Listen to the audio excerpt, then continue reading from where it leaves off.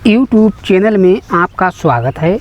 आज इस वीडियो में हम आपको बताएंगे हमारी हथेली के अंदर कौन सी रेखाएं किस प्रकार होने पर व्यक्ति चरित्रहीन, कामुक और बेशर्म निर्लज्ज टाइप का होता है।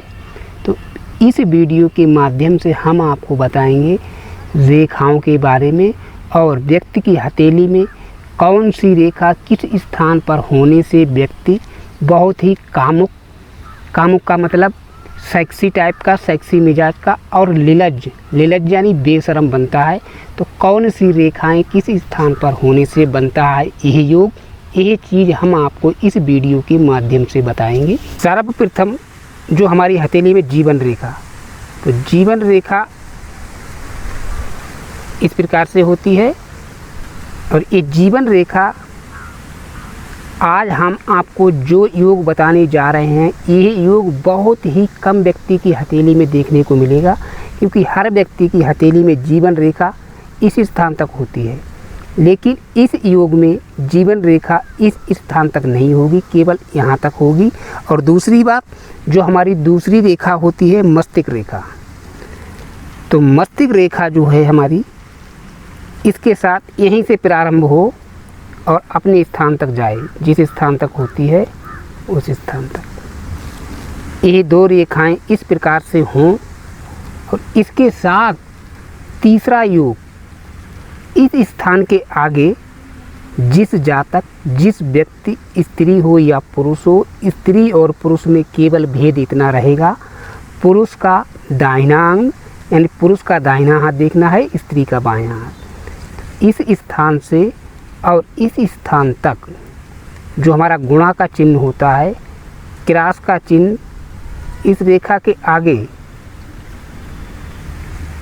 यदि इस प्रकार से क्रॉस के चिन्ह 2 या 3 हैं, तो यह योग जिस जातक, जिस स्त्री, जिस पुरुष की हथेली में होता है, तो यह योग इस भाव को दर्शाता है कि इस प्रकार का जातक, इस प्रकार का व्यक्ति बहुत ही कामुक, सेक्सी, निर्लज्ज यानी बेशर्म टाइप का होता है।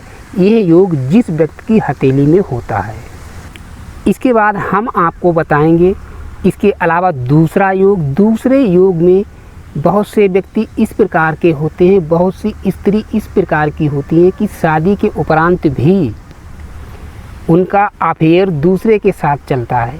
तो स्त्री हो या पुरुष हो, जिन व्यक्ति की हथेली में यह रेखाएं होती हैं, उन लोगों का ज़्यादातर शादी के बाद, शादी से पहले दूसरा प्रेमी, दूसरी प्रेमिका अवश्य हुआ करती है।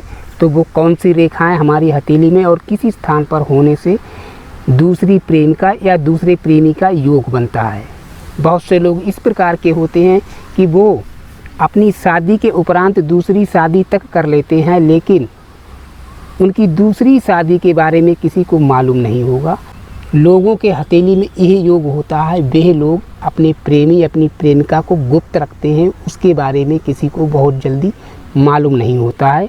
तो हम आपको बताएंगे कौन सी रेखाएं किस स्थान पर होने से बनता है दूसरी प्रेमी या दूसरे प्रेमिका का होना। जिस जातक की हथेली में जीवन रेखा अपने स्थान पर है और जीवन रेखा के साथ दूसरी रेखा जो हमारी मस्तिष्क रेखा अपने स्थान पर है और मस्तिष्क रेखा इस प्रकार से निकलने के उपरांत यहाँ तक आने के बाद ये अपना रूप बदल देती है। इस प्रकार से ये रेखा 2 भागों में बट जाए, 2 भागों में बटने के उपरांत एक और रेखा इस प्रकार से इस स्थान से रेखा निकले और इस स्थान से रेखा निकलने के बाद जीवन रेखा तक जाए।